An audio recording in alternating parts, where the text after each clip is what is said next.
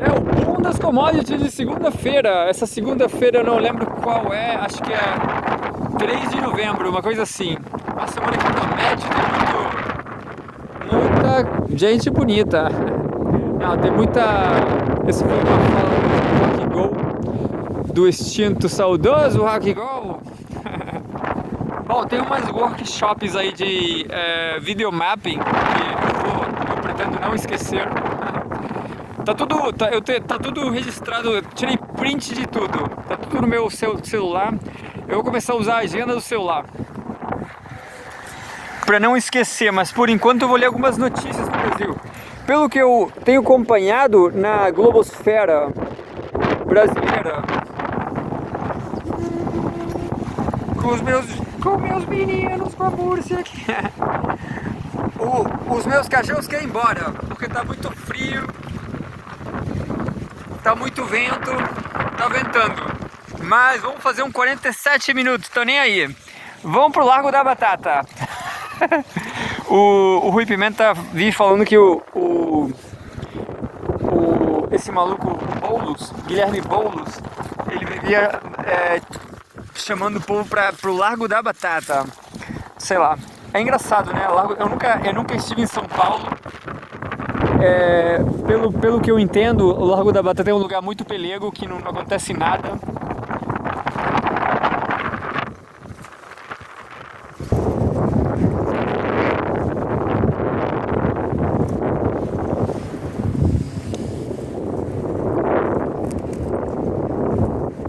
Eu só acho que é um nome engraçado. Eu só acho que Largo da Batata é um nome engraçado. Bom, eu não tenho filiação política, por exemplo, em 2014, assim, esse programa ninguém assiste.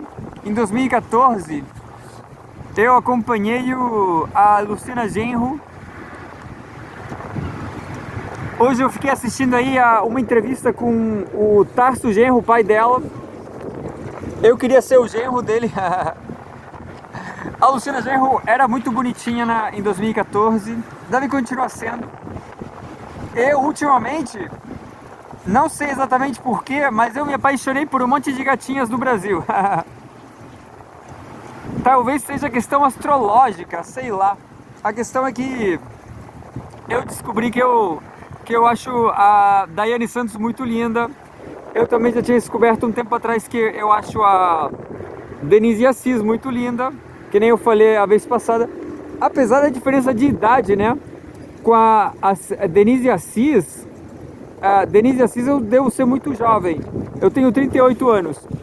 Aí, pelo que eu entendi, a Daiane Santos, ela deve ter 48 anos, uma coisa assim. E ela disse que é Libra. Bom, aí eu tenho esse meu amigo Osmar de Valença, Bahia. Ele me aconselhou a não insistir com ela, porque ele falou que, sei lá, ele fez uma piadinha autoirônica, dos Libras. Mas vamos ler aqui, vamos ler. Vamos ler sei lá, Brasil 247, apesar... Então, eu tô achando que não, ó, eu acho que a questão do Lula, a questão da Venezuela nos BRICS, isso aí não é grandes coisas. Por que não? Agora eu esqueci, mas assim, são coisas que acontecem, né? São coisas que eu esqueci mesmo, mas assim, o fato é que o Bolsonaro ele vetou a Venezuela. Foi o Bolsonaro que vetou a Venezuela. Eu acabei de ver um rato aqui. É mole. Tem rato mesmo. Eu vi um rato. Assim, eu esqueci o que eu ia falar, mas ninguém espera muita coisa sei lá, o povo entende, entendeu? O resto dos países entendem que aconteça isso com o Brasil. A questão da... Então, assim, eu acho que não existe uma crise tão grande assim, entendeu? O Lula não é tão direitista quanto o povo tá falando. Aí o povo tá falando isso, entendeu? Muito mais grave seria se o Bolsonaro tivesse vencido as eleições, né? Afortunadamente não venceu. E o povo que vota no Bolsonaro porque é muito ignorante, né? Assim, se você sabe 100 anos de história universal, só 100 anos, você vai saber que o povo fascista, ele se fode no final, entendeu? Não tem... O povo fascista, o povo que escolhe o fascismo em si, não é nada, entendeu? Não é uma opção pra ninguém, pra nada, entendeu? O fascismo é uma destruição do ser humano, é só isso, entendeu? Então, assim, se você vê alguém votando no Bolsonaro, você pode ter, assim, absoluta certeza que esse povo aí não sabe o melhor pra si, entendeu? Porque o final do fascismo é isso, é uma guerra civil, é fascismo, entendeu? É um genocídio, é um massacre, entendeu? É uma guerra civil a troco de nada. Isso é o fascismo, entendeu? Mas vamos lá. Vamos ver o que tem aqui no Brasil 247. Então, repetindo, não tem uma crise, ou seja, se vocês fizerem exatamente o que eu tô falando para fazer um programa de auditório, assim, eu falo brincando, mas eu acho que a única salvação se o povo aí tá falando que o PT é uma democracia liberal, que seja, entendeu? Do ponto de vista da estrutura do governo, né? Não é uma autocracia iliberal. Se é isso que eles estão se referindo, beleza. Agora, a questão é como preservar, como continuar desenvolvendo a social-democracia do PT, não do PSDB, né?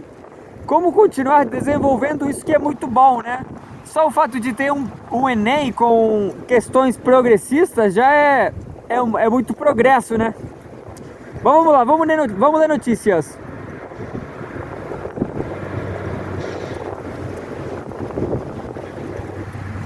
Vamos ler notícias do Brasil.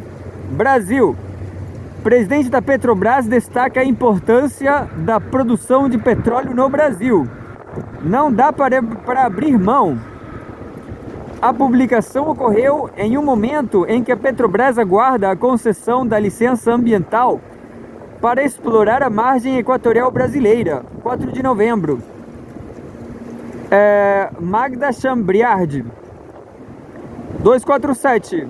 A presidente da Petrobras, Magda Chambriard, compartilhou em uma rede social um texto enviado por Roberto Ardengue, presidente do Instituto Brasileiro do Petróleo e Gás, IBP, no qual destaca-se a importância da produção de petróleo para a economia brasileira. A publicação ocorreu em um momento em que a Petrobras aguarda a concessão da licença ambiental para a perfuração de um poço na Baía da Foz do Amazonas, localizada na margem equatorial brasileira. O projeto é considerado uma das principais apostas para a recuperação das reservas de petróleo do país. Citação: para quem acha que o país pode abrir mão do petróleo de uma hora para outra, sem prévio planejamento, segue texto que acabei de receber do presidente da IBP, escreveu a presidente, referindo-se ao conteúdo que ressalta o petróleo como o principal produto de exportação do país até julho deste ano. No total, as exportações de petróleo bruto renderam 27,8 bilhões de dólares. A balança comercial brasileira entre janeiro e julho, em comparação com os 22,2 bilhões de dólares registrados no mesmo período do ano anterior. A Associação dos Exportadores Brasileiros, AEB, ainda prevê que em 2024 as exportações de petróleo poderão superar a marca de 50 bilhões de dólares pela primeira vez. Primeira notícia superada. Brasil de novo. Gleisi Hoffmann critica a atuação do Banco Central diante da alta do dólar. Sabotagem de Campos Neto. A moeda norte-americana fechou a última sexta-feira, 1º de novembro, em 5,8699 dólares. 4 de novembro de 2024. Tem uma foto da Gleisi Hoffmann e o narizinho dela. Desculpa. 247. O dólar à vista subiu 1,53% na última sexta-feira, encerrando o dia cotado a 5,8699, o maior valor de fechamento desde maio de 2020, quando a cotação atingiu 5,9012 durante a pandemia. Diante da alta da moeda norte-americana, a presidente nacional do Partido dos Trabalhadores, PT, e deputada federal Gleisi Hoffmann criticou a atuação do Banco Central, BC, sob a licença de Roberto Campos Neto, acusando o comando da instituição de sabotagem. Citação: vender dólares quando a cotação sobe é um instrumento clássico dos bancos centrais para conter a especulação. O Banco Central de Campos Neto fez 122 intervenções desse tipo no tempo do Bolsonaro. E só duas ano passado no governo Lula. Agora responda se o dólar dispara por conta de uma crise fiscal inexistente ou pela sabotagem de Campos Neto. É criminoso o que estão fazendo com o país, escreveu na rede social X Twitter. E é isso aí, é a segunda notícia. Vamos lá no sudeste do Brasil. Sudeste do Brasil 247. Às vésperas da reunião com o Copom, Lindbergh critica Roberto Campos Neto. O Banco Central é que gera rombo nas contas públicas.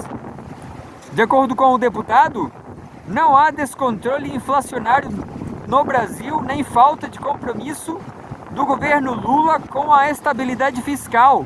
Isso aqui foi de 4 de novembro, hoje. 247. O deputado federal Lindbergh Farias, do PT do Rio de Janeiro, criticou nesta segunda-feira 4 o presidente do Banco Central, Roberto Campos Neto, ligado ao Banco Central. O Comitê de Política Monetária Copom terá reuniões marcadas para esta terça 5 e para esta quarta-feira 6. A taxa básica de juros Selic é 10,75% atualmente e entre instituições financeiras consultadas pelo Banco Central, existe a expectativa de que nesta semana seja anunciado um aumento de 0,5 ponto percentual. Citação: não há descontrole inflacionário no Brasil, nem falta de compromisso do governo Lula com a estabilidade fiscal. Quem cria rombo nas contas públicas é o Banco Central, aumentando cada vez mais os juros. Infelizmente, Campos Neto e o mercado vão sabotar o país até o último dia do bolsonarista à frente do Banco Central, escreveu Lindbergh na rede social X. Agora a desculpa é o pleno emprego e o aumento da renda dos trabalhadores, acrescentou. Citação: o Brasil já tem a segunda maior taxa de juros reais do mundo. E o que o mercado quer da próxima reunião do Copom? Mais um aumento de 0,5% na taxa Selic.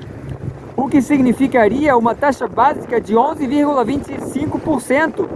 Inaceitável, afirmou o deputado.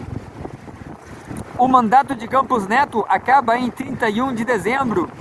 No dia 8 de outubro, senadores aprovaram o nome de Gabriel Galípolo para a presidência da instituição após o economista ser indicado pelo presidente da República, Luiz Inácio Lula da Silva, do PT.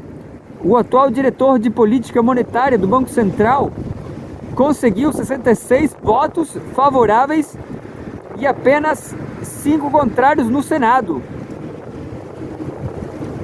Vamos ler só mais duas do Brasil 247. Brasil.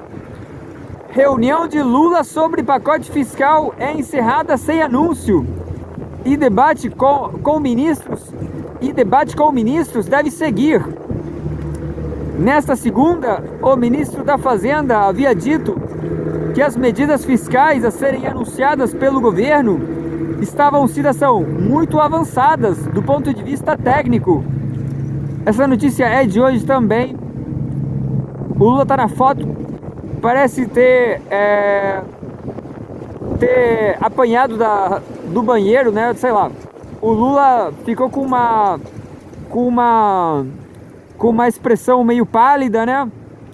E um pouco entre pálido e vermelho. Ele levou uma cabeçada, eu acho. Bateu na cabeça, eu acho. Brasília, Reuters. A reunião do presidente Luiz Inácio Lula da Silva com ministros para discutir medidas de contenção de gastos foi encerrada no início da noite desta segunda-feira, sem anúncio ou entrevista coletiva, com o Ministério da Fazenda apontando que o debate seguirá na terça-feira. Citação: o Ministério da Fazenda informa que na reunião desta segunda-feira o quadro fiscal do país foi apresentado e compreendido, assim como as propostas em discussão, disse a pasta em nota.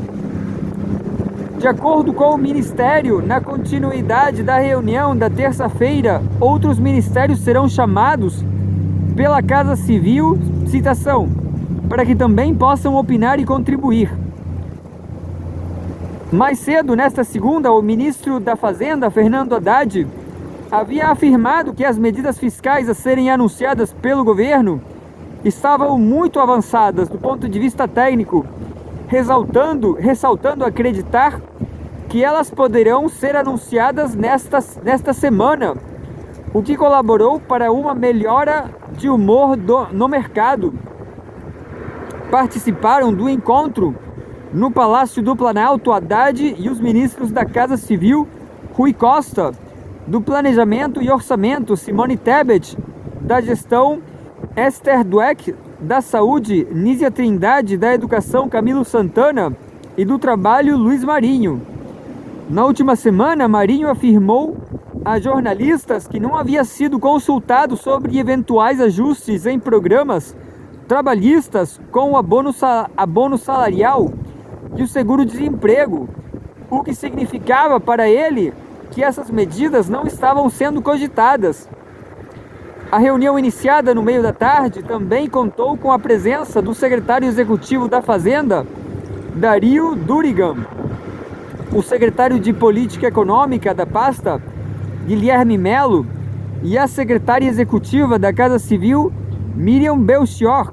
Segundo informou Haddad mais cedo, nesta segunda, o encontro do Planalto serviria para Lula decidir qual seria a melhor forma de comunicação das medidas fiscais. Ele ressaltou que o presidente passou o fim de semana trabalhando o assunto em contato com técnicos, mas não apresentou detalhes do pacote. Após adotar ações de controle de cadastros e combate a fraudes em programas sociais e previdenciários, a equipe econômica decidiu preparar um anúncio para depois das eleições municipais de outubro, como antecipado pela Reuters, propondo medidas mais estruturais de eu me perdi.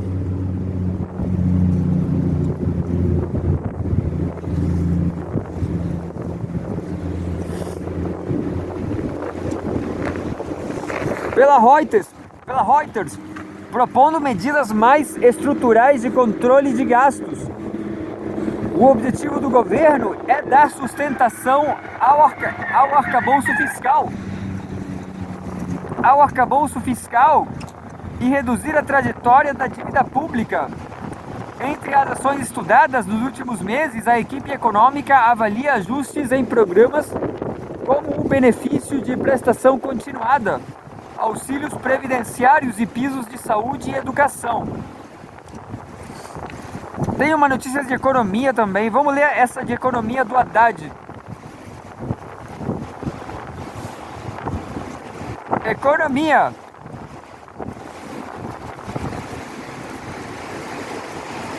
Equipe de Haddad deve fechar nesta semana pacote de cortes de gastos. Saiba quais são as medidas em estudo. Assim, eu acho que, como eu falei antes, Bolsonaro teria sido muito pior, entendeu? Isso aqui não é tão ruim assim. Equipe de Haddad deve fechar nesta semana pacote de gastos. Saiba quais são as medidas em estudo. O Chile é muito pior. Com o disparado dólar e pressão fiscal, o governo cancela a viagem à Europa e avança em PEC para controle de despesas obrigatórias. 4 de novembro de 2024. Tem uma foto do ministro da Fazenda, Fernando Haddad, durante reunião no Palácio do Planalto, em Brasília.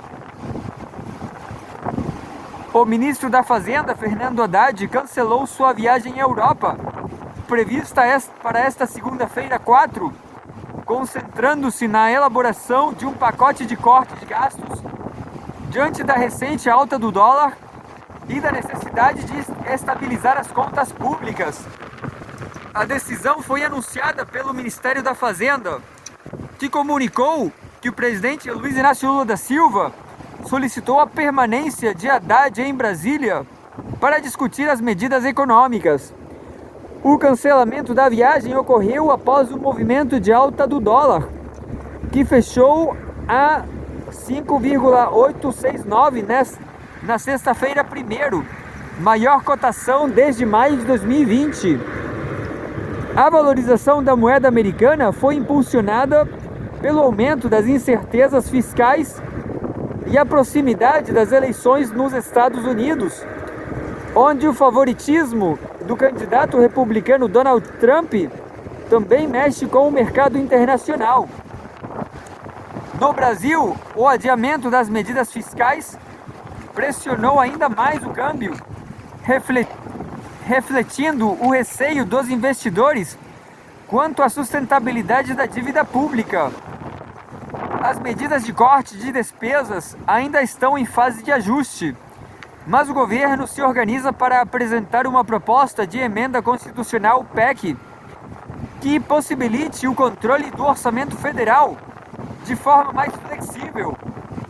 Entre as mudanças, uma prorrogação da desvinculação de receitas da União DRU está em debate, permitindo ao governo usar 30% das receitas vinculadas livremente, além de um redesenho do abono salarial e medidas para o controle de programas sociais, como o seguro-defeso, como aponta a reportagem da Folha de São Paulo. O Congresso Nacional também está sendo mobilizado para aprovar as medidas, com o ministro Haddad reunindo-se na semana passada com o presidente do Senado, Rodrigo Pacheco, e com outros parlamentares para discutir o apoio ao pacote. Citação: a medida é crucial para garantir uma trajetória de controle das despesas e mostrar ao mercado o compromisso do governo com o ajuste fiscal, afirmou Haddad na reunião. Durante o encontro, houve discussões sobre o impacto do piso da saúde e educação, despesas que pressionam o orçamento devido ao vínculo com o salário mínimo. Entre as principais medidas em estudo estão limite e gatilho para despesas obrigatórias. Um limite global que permitiria o ajuste automático gatilho das despesas obrigatórias, caso estas superem o índice de correção estabelecido. Mudanças no Fundeb. Alteração na composição dos recursos do Fundo de Manutenção e Desenvolvimento da Educação Básica, com o objetivo de aliviar as exigências orçamentárias da União. Supersalários. Proposta de regulamentação para ampliar os vencimentos de do funcionalismo público, excluindo adicionais que ultrapassam o teto do salário dos ministros do STF. Eu não sei quem poderia reclamar com essas medidas, cara. O povo está sendo enganado, entendeu? Esse corte é bom, é um corte contra os super ricos, né? Redesenho do abono salarial, modificação do critério de concessão do benefício, passando a considerá-lo por família e não mais por indivíduo. Controle de programas sociais e subsídios. Medidas para readequar os gastos com o seguro-desemprego, seguro-defeso e subsídios ao Proagro, seguro rural para pequenos produtores. Desindexação de pisos de saúde e educação. Discussão sobre uma correção mínima para esses gastos, ajustando-os apenas pela inflação, embora enfrente resistência de Lula. Prorrogação da DRU. Permitir maior flexibilidade ao governo no uso das receitas vinculadas, especialmente para a saúde e educação. O pacote ainda precisa ser negociado internamente e apresentado ao Congresso para que as alterações possam ser implementadas o quanto antes.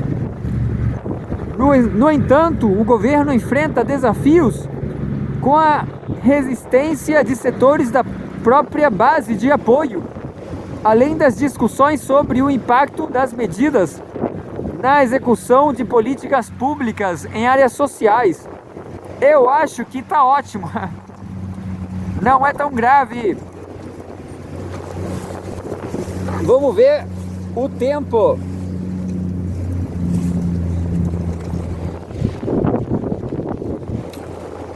É hora de ler o Brasil de Fato.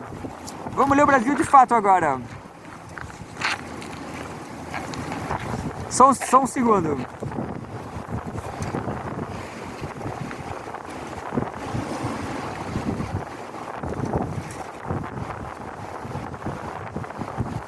Brasil de Fato.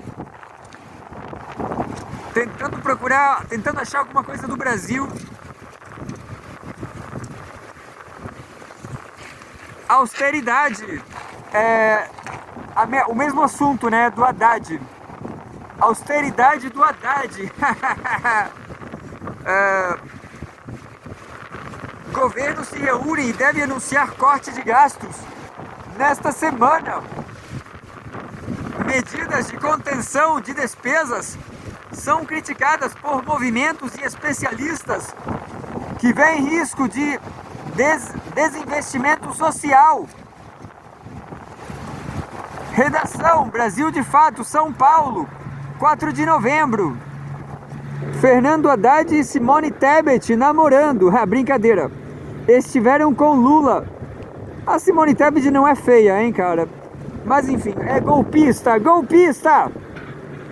O conjunto de medidas para cortes de gastos foi assunto de uma reunião entre o presidente Luiz Inácio Lula da Silva, o ministro da Fazenda Fernando Haddad e as ministras do Planejamento Simone Tebet e da Gestão e da Inovação Esther Dweck, nesta segunda-feira, 4 de novembro. Na manhã do mesmo dia, Haddad já havia declarado que a equipe econômica teria um encontro com Lula para tratar do tema. As coisas estão muito bem adiantadas do ponto de vista técnico. Eu acredito que estejamos prontos nesta semana para anunciar as medidas, disse a jornalistas. Não há nenhum detalhe oficial sobre os setores que possam ser impactados. Na imprensa, no entanto, circulam informações de bastidores sintetizando a adoção de limite para o que é considerado despesa obrigatória, com o objetivo de cumprir as regras previstas no arcabouço fiscal. O assunto polêmico é a pauta prioritária para o governo, que desde o início de outubro mudou drasticamente o discurso econômico. A defesa do aumento de impostos pontuais sobre as classes mais ricas deu lugar ao discurso de redução de despesas. Nesta semana, Fernando Haddad viajaria para a Europa para reunir-se com autoridades e investidores. A viagem foi cancelada a pedido de Lula para que as medidas fiscais fossem discutidas e definidas. Há uma forte pressão no mercado financeiro para que o governo apresente medidas de contenção de gastos. Por outro lado, a expectativa de corte em investimentos de programas sociais importantes também causa reações. Movimentos populares, entidades que representam trabalhadores e trabalhadoras, acadêmicos e acadêmicas, políticos e parlamentares assinaram um manifesto que critica as políticas de austeridade fiscal. O texto argumenta que as medidas são um ataque direto aos direitos sociais, buscando comprimir o que é garantido pela Constituição para que caiba dentro de um teto de gastos artificialmente limitado. Fim da citação. Ainda de acordo com o manifesto, o novo arcabouço fiscal impõe limites rígidos aos investimentos públicos e privilegia as despesas financeiras, beneficiando os grandes rentistas.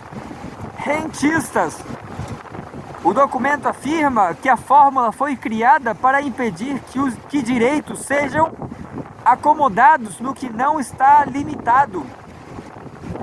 Citação: essa estrutura gerou uma incompatibilidade entre os pisos constitucionais de saúde e educação, o benefício de prestação continuada BPC e a parcela dos benefícios previdenciários e de seguridade social vinculados ao salário mínimo em relação ao novo teto de gastos.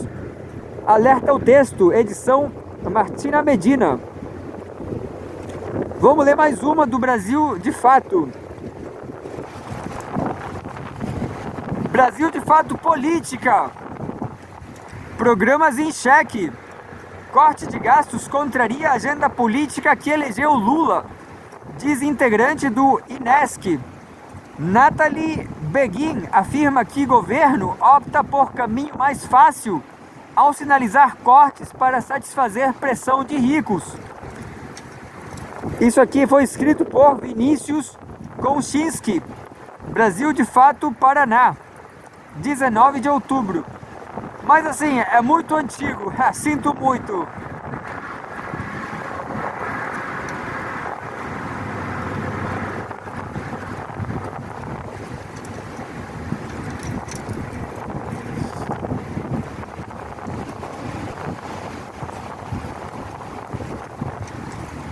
Tô procurando mais uma do Brasil de Fato.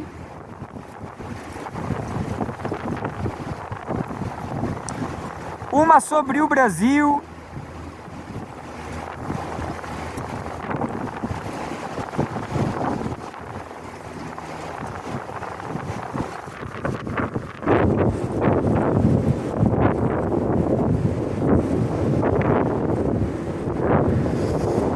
Eu tô na dúvida se ler dirigente de religião ayahuasqueira acolhe dependentes químicos em São Paulo, ou a mesma mídia que silencia sobre isenção fiscal isenção fiscal dos agrotóxicos, elogia o agronegócio. Eu tô interessado um pouco nas drogas porque eu fumo maconha cada dia 21 de julho, cada dia 21 de cada mês. Mas eu vou parar porque minha maconha vai acabar e eu não tenho mais dinheiro para comprar maconha. Coluna: dirigente de religião ayahuasqueira acolhe dependentes químicos em São Paulo. Psicodelia brasileira, 29 de outubro de 2024. Antropólogo Marcelo Mercante, que faz parte da casa de Rafael Arcanjo de apoio ao dependente, arquivo pessoal. Citação: se pegar firme no Cambô e no Daime, a chance de sair dessa é grande, mas o caminho não é linear. Para além da terapia psicodélica, há diversas maneiras de acolher uma pessoa em estado de sofrimento, e a religiosidade e a espiritualidade também se mostram promotoras de saúde e bem-estar, de acordo inclusive com a OMS, Organização Mundial da Saúde. E nas religiões ayahuasqueiras não é diferente. Quem se aproxima dessas práticas que fazem um hibridismo com saberes ancestrais da floresta tem como trunfo o uso de substâncias como a ayahuasca, o rapé, o cambô e a sananga, as chamadas medicinas tradicionais indígenas, que a ciência vem pesquisando em escalas diferentes para desvendar os potenciais terapêuticos no tratamento, principalmente de doenças e transtornos mentais, mas também de outras questões de saúde. Há anos é relatado de forma empírica o poder de atuação dessas substâncias no tratamento do alcoolismo e da adicção. Um grande entusiasta desse processo é o renomado psiquiatra especialista em psicodélicos, Wilson Gonzaga, que promoveu durante anos um projeto voltado para a recuperação de dependentes químicos em situação de rua por meio do uso da ayahuasca. É muito comum encontrar em igrejas e centros ayahuasqueiros relatos de quem conseguiu deixar os vícios e atribui boa parte dos méritos ao caminho das medicinas. A ciência ainda parece longe de bater o martelo diante de tanta subjetividade. Porém, mesmo sem entendermos todo o mecanismo de atuação dessas substâncias, e talvez nunca entendamos, negar o potencial dessas substâncias no tratamento da dependência química diante de tantos casos relatados seria o outro lado da mesma moeda de quem trata essas substâncias como uma panaceia. E quem vive de perto essa história é o carioca Marcelo Mercante, que é antropólogo e dirigente do Centro Espírita Obras de Caridade Príncipe Espadarte, em São Paulo, e faz parte da casa de Rafael Arcanjo, de apoio ao dependente, onde recebe alcoólatras e dependentes químicos que buscam opções de tratamento não convencionais com cambo, ayahuasca e espiritualidade. Marcelo é da linha da Barquinha, uma religião ayahuasqueira fundada pelo mestre Daniel Pereira de Matos por volta de 1945 em Rio Branco, no Acre, que tem como premissa a caridade. Pesquisador, Mercante é autor de Imagens de Cura, Ayahuasca, Imaginação, Saúde e Doença, na Barquinha, editora Fiocruz, e Reflexos, Ayahuasca, Espiritualidade, Imaginação e Dependência, editora Edufba. O antropólogo passou a pesquisar efetivamente a ayahuasca durante o seu doutorado nos Estados Unidos sobre os processos de cura vividos por meio de mirações dentro da barquinha de Rio Branco, comandada pela madrinha Chica. Citação: a miração sempre foi meu tema de pesquisa. Com o tempo, fui mudando de assunto, mas o tema central sempre foi o mesmo, que é sobre a relação mente-corpo, para entender como o nosso corpo muda em função do que acontece em nossa cabeça, conta. Há 13 anos à frente da igreja e 10 acolhendo dependentes químicos, Marcelo deixa claro os limites da sua atuação. Eu trabalho em duas frentes. Uma é o atendimento que eu faço no centro para dependentes e a outra é a igreja. A grande diferença, talvez, entre um tratamento como esse e uma terapia psicodélica é que, por sermos uma igreja, levamos a parte espiritual muito mais a sério. Mas, para além da orientação de um preto velho, uma pessoa que está imersa na dependência ou num processo depressivo precisa do acompanhamento de um psicólogo. São especialistas de áreas diferentes, lidando com questões diferentes. Eu desconfio muito de um líder religioso que se mete a ser terapeuta. E eu desconfio muito de terapeuta que entra na onda de virar guru, entendeu? Cada um no seu quadrado. Bom, o artigo é imenso. Esse artigo é um artigo para o professor Lejane. O professor Lejane vai ler esse artigo, porque é muito grande e ele lê todos os artigos imensos. Eu tô brincando, professor. O professor falou isso porque eu acho que ele tava me perseguindo, né? Ele falou que... Uma vez eu desisto, né, cara? Quando o artigo é enorme, eu desisto. Vamos ler o Diário da Causa Operária nesses últimos 5 minutos. Hoje não tem yoga, é só Causa Operária. Mandando aí um abraço pro João Pimenta, para ele não se avexar, não. E pro Rui também, assim, ó, o trotskismo, o povo vai entrar na onda fascista, infelizmente vai quebrar a cara, entendeu? Mas ainda vai sobrar Brasil para quem quiser estudar o que é a história da humanidade, né? Para quem quiser estudar a história do trotskismo, a história do comunismo, a história do fascismo, entendeu? Algum dia o povo vai estudar, né? Enfim, vamos ler alguma coisa do Brasil. Vamos ler só uma bem crítica, editorial. A ficção do pleno emprego não ajuda o governo Lula. A propaganda de que tudo está indo perfeitamente bem acaba gerando efeito negativo entre os trabalhadores. Publicado hoje. Tem uma foto aqui, trabalhadores em busca de emprego em São Paulo. É um mar de gente, é um oceano de gente. Não sei quando, mas não tem emprego. Apesar da realidade, o governo Lula prega aos 4 ventos que o país está... Citação: o país está entrando nos trilhos. E o faz apresentando as famosas estatísticas de inflação, do PIB, Produto Interno Bruto, do suposto pleno emprego, dos chamados investimentos, etc.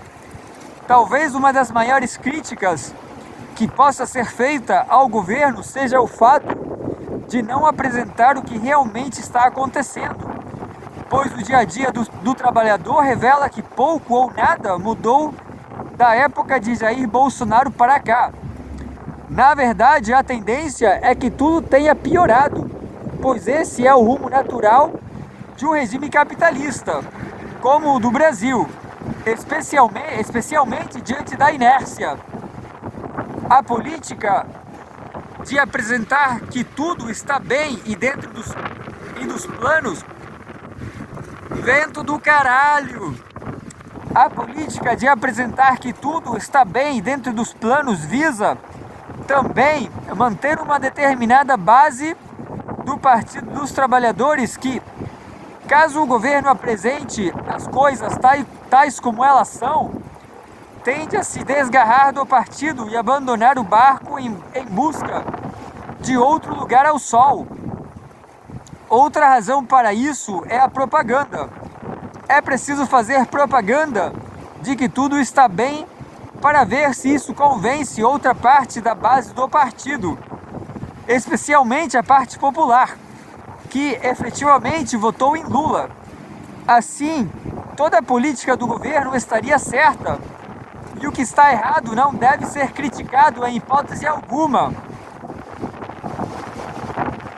É assim que se deu o silêncio ensurdecedor quando as políticas para a Venezuela e para a Palestina foram apresentadas pelo governo Lula. Não se vê críticas públicas com relação a essas graves questões e, ao menos, as lideranças buscam apresentar uma imagem de estabilidade do governo acima de tudo. É por conta dessa mesma política que o movimento do PT, da militância, congelou. Não pode haver qualquer manifestação contra alguma política conservadora do governo ou mesmo com relação a questões políticas fundamentais, como é o caso da Palestina, ou seja, o campo está aberto para qualquer ataque aos direitos do povo. O chamado pleno emprego é uma das questões fundamentais dessa política de propaganda. No site do PT consta uma matéria de título: Efeito Lula, desemprego cai a 6,4% no terceiro trimestre, o menor da série do IBGE para o período. Já Lindbergh Farias afirmou recentemente que é o maior nível de vagas com carteira assinada. Brasil de oportunidades, publicou o ministro da Casa Civil, Rui Costa. Já Paulo Pimenta disse em sua rede social, citação: esse é o governo do presidente Lula oficial, o governo que está levando o Brasil para o pleno emprego. Ao ler estas mensagens, para quem está fora do Brasil, como eu, surge a ideia de que o país está às mil maravilhas. Mas fica uma questão: se é assim mesmo, como 54 milhões de brasileiros vivem do Bolsa Família? Onde estaria o pleno emprego diante dessa situação? Considerando que para acessar o Bolsa Família a pessoa precisa ter uma renda máxima de R$ 218 ao mês. Só na cidade de São Paulo, 50% da população vive em insegurança alimentar, que é o sinônimo charmoso de passar fome ou a sua iminência.